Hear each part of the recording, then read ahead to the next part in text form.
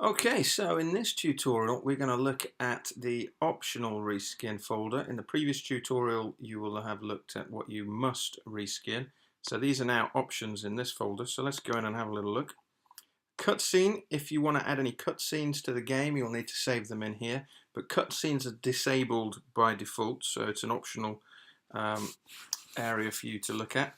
Then there's various explosions in the game. You can choose to customize these, some other images. In-game backgrounds, these are mostly pulled in from iStockPhoto.com. So on the documentation file included in your bundle, you will see the links to purchase these if you want to keep these existing backgrounds, or obviously you can just edit these and create your own backgrounds.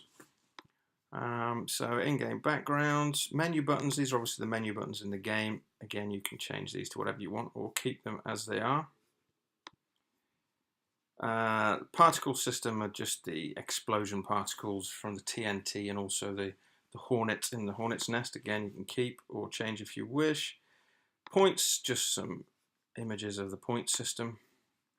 Sling and cannon graphics. Sling you can just leave as they are or change. The cannon, if you wish to leave as you are, it is an iStock photo file. You'll need a license and purchase that image from iStock Photo if you want to use that. Otherwise, obviously, change the cannon and have your own cannon. And finally, well, two more. I'll come back to sounds in a moment. And then stack graphics, bases and walls, cloaks, props, shapes, terrain. Just go into each of these and change if you wish or keep as they are. Obviously this is the shapes folder. You can put your own shapes in. And the break sequences. There's a lot of work here if you want to redo all of this, but you might be willing to put the effort in to go the extra mile for an amazing game, so feel free to do so, or you can leave as they are. Okay, then finally is the sounds. Now, one thing in sounds, you can obviously change any of these MP3 files and assign in the game, but the main thing you need to look at is the theme tune MP3 here. Now this obviously in our game is our theme tune, so we've just given you a sample, actually a background ambient music for the theme tune in your game, but we've also turned the sound down so that again you don't have to mess with it if you don't want. There just won't be any background theme tune in your game.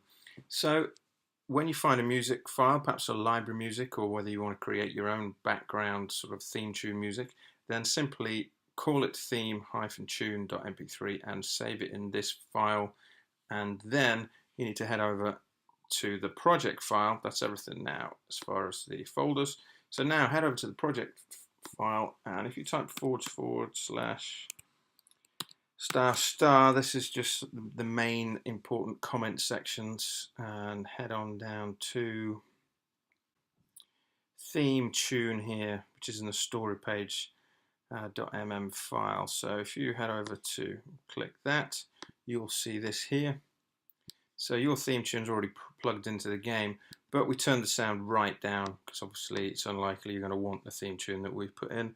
So once you've replaced that file in your project folder, just turn the sound up, and do that by just putting a 1 there, and that will now give the volume. Obviously you can make that 0.5 if you want half the volumes, so however loud you want it. So, or obviously 0.1.0 if you want it as the default. Okay, that's about it for the optional reskin folder. Thank you.